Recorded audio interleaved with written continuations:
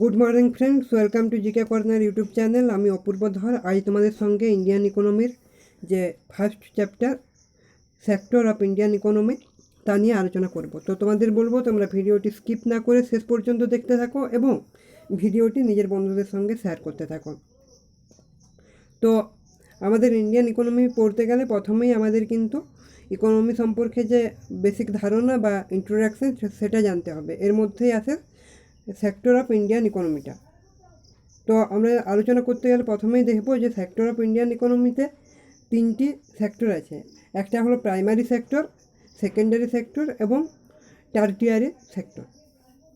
তো আমরা প্রথমে যদি প্রাইমারি সেক্টর সম্পর্কে আলোচনা করি তাহলে আমরা বলবো যে প্রাইমারি সেক্টর হলো সেগুলো যেগুলো কী করে না নেচারের রিসোর্স থেকে আসে বা নেচারাল রিসোর্সের যে সমস্ত অ্যাক্টিভিটিসগুলো কনসিস্ট করে যে সেক্টরে, তাই হলো প্রাইমারি সেক্টর।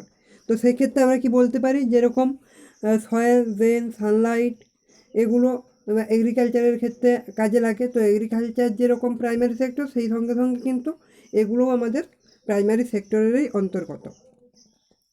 এবং যেরকম কালচারের দ্বারা যে ক্রপগুলো আমাদের উৎপাদন হয় সেগুলো যেমন ন্যাচারাল প্রোডাক্ট, সেই রকম সমানভাবে যেরকম forestry, animal husbandry, mining etcetera এগুলোও কিন্তু প্রাইমারি সেক্টরের মধ্যেই আমাদের পড়ছে।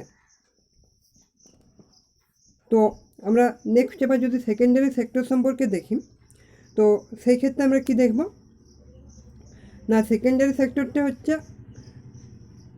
সেই সমস্ত প্রোডাক্টের ইউজেস যেগুলো প্রাইমারি সেক্টরে ব্যবহৃত হয় সেগুলোরই, অর্থাৎ কি না, the sector use the product of primary sector as it's র মেটেরিয়াল।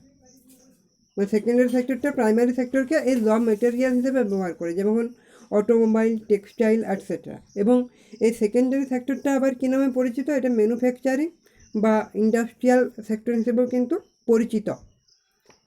এবার আমরা যদি 3 নম্বর সেক্টর অর্থাৎ টারটিয়ারি সেক্টরটা দেখি, সেই ক্ষেত্রে এটা কি না, এটা কীগুলো ইনক্লুড করছে, it include all the economic activities of our services and rendered, যেরকম হচ্ছে এডুকেশন, ট্রান্সপোর্ট, ব্যাঙ্কিং অ্যাটসেট্রা। তো আশা করছি তোমরা ইন্ডিয়ান ইকোনমির যে তিনটি সেক্টর আমি বললাম, প্রাইমারি সেক্টর, সেকেন্ডারি সেক্টর এবং টারটিয়ারি সেক্টর, এই তিনটি সেক্টরে বুঝতে পেরেছ। এবার আমরা ইন্ডিয়ান ইকোনমির কিছু বেসিক যে টার্ম যেগুলো আমাদের ইন্ডিয়ান ইকোনমি পড়তে গেলে জানতে হবে সেই সম্পর্কে আলোচনা করব। আমরা প্রথমেই বেসিক টার্মসগুলো আলোচনা করতে গিয়ে কি পাই না, প্রথম টার্ম আমরা পাই ওয়ান্ট। আমরা প্রত্যেকেই জানি ওয়ান্ট মানে হলো গিয়ে যে কোনো কিছু একটা চাহিদা। এবার এই ওয়ান্ট কি, want is an effective desire for a particular thing which can be satisfied by making an effort to acquire it. Want can be of two types, অর্থাৎ চাহিদা আমাদের দুই ধরনের হতে পারে। প্রথমটি কি না, প্রাইমারি ওয়ান্ট যেটা আমাদের নেসেসিটিস, এবং সেকেন্ডারি ওয়ান্ট যেটা হচ্ছে আমাদের কমফোর্ট এবং লাক্সারিসগুলো। প্রাইমারি ওয়ান্টের মধ্যে তাহলে কী আসছে, আমাদের যে সমস্তগুলো নেসেসিটিস যেমন খাদ্য, বস্ত্র, বাসস্থান, এগুলো আমাদের প্রাইমারি ওয়ান্টসের মধ্যেই কিন্তু পড়ছে। কিন্তু সেকেন্ডারি ওয়ান্টসের মধ্যে আমাদের বিভিন্ন যে কমফর্ট এবং লাক্সারিসগুলো আছে সেগুলো পড়ছে। এবার আমাদের নেক্সট টার্ম কি, নেক্সট টার্ম হলো কনজামশন। এবার এই কনজামশন বলতে আমরা কি বুঝি না, it is the process through which human wants R satisfied. এই প্রসেসের মধ্যে দিয়ে আমরা আগে জানলাম যে ওয়ান্ট হলো গিয়ে ইচ্ছা, এটা কি, ওয়ান্ট হলো না কোনো কিছু একটা effect or desire for a particular thing, effective desire for a particular thing which can be satisfied by making an effort to acquire it. এবার কনজামশনের ক্ষেত্রে আমরা কি দেখছি না, it is the process through which human wants R satisfied, অর্থাৎ মানুষের চাহিদা যে প্রসেস দ্বারা স্যাটিসফাইড হয় তাই হলো কনজামশন। এবং anyone who consumes goods and services to satisfy his or her wants is called consumers, সেটা আমি, তুমি, যে কেউ হতে পারে। আমাদের নেক্সট টার্ম যদি দেখি তা হলো ইউটিলিটি। এই ইউটিলিটি কি না, utility refers to wants satisfying power of a commodity. এবং এই ইউটিলিটি কি না, it is the ability or capacity of a commodity to satisfy humans want. আশা করছি তোমরা বুঝতে পেরেছ। আমরা এবার যদি নেক্সট টার্ম দেখি সেটা কি the factor of production. Factor of production কি না, factor of production refer to the different element that are used in producing goods and services, অর্থাৎ গুডস এবং সার্ভিসেস প্রডিউস করতে যে বিভিন্ন ডিফারেন্ট এলিমেন্টগুলো ব্যবহার করা হয় সেগুলোকেই কিন্তু ফ্যাক্টর অফ প্রোডাকশনটা রেফার করে। এবং এই ফ্যাক্টর অফ প্রোডাকশনগুলো কিন্তু প্রোডাক্টিভ প্রসেসে কিন্তু আমরা এটি দেখতে পাই, এখানে রিপ্রোডাক্টিভ রয়ে গিয়েছে। যেমন এই ফ্যাক্টর অফ প্রোডাকশনের মধ্যে কী আছে, ল্যান্ড, লেবার, ক্যাপিটাল এবং এন্টারপ্রেনার, অর্থাৎ জমি, শ্রমিক, মূলধন এবং এন্টারপ্রেনার। আমাদের পরবর্তী যে টার্ম তা হলো পার ক্যাপিটা ইনকাম। এই পার ক্যাপিটা ইনকাম কি না, এই per capita income measure of the amount of money earned per person in a nation or in a geography region. Nation or a geography region.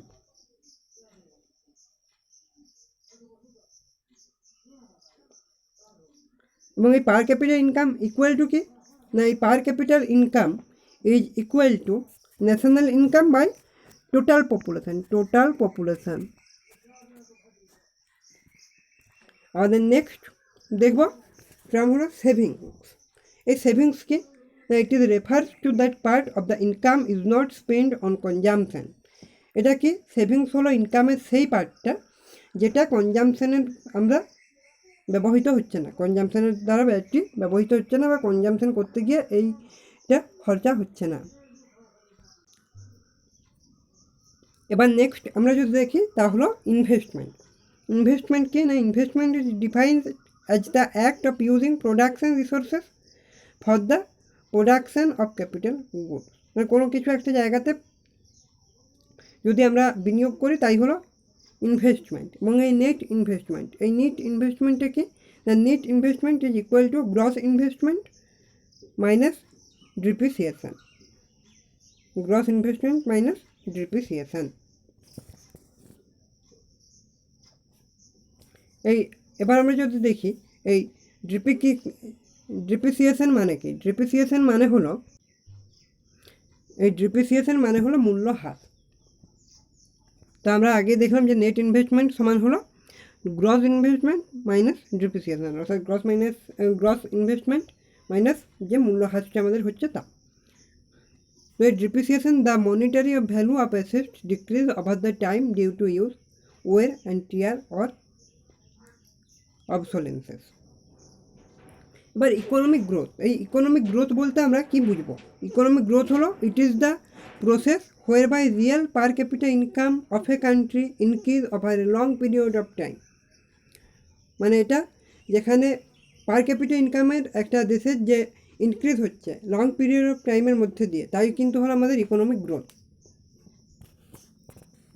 আশা করি তোমাদের কাছে এটা ক্লিয়ার হয়েছে। তো আমরা নেক্সট যে টার্ম দেখব তা হলো economic development. Economic development is a broader concept than economic growth. Economic growth এবং ইকোনমিক ডেভেলপমেন্ট এই দুটো কিন্তু সম্পূর্ণ আলাদা।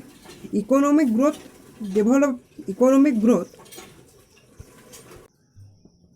এবার আমাদের এখানে কি বলছে না, development reflect the social and economic process and requires economic growth. বলছে ইকোনমিক ডেভেলপমেন্টের জন্য কি প্রয়োজন না, সোশ্যাল এবং ইকোনমিক প্রসেস প্রয়োজন, এবং এটা কি আবার কি প্রয়োজন, ইকোনমিক ডেভেলপমেন্টের জন্য কিন্তু ইকোনমিক গ্রোথ প্রয়োজন।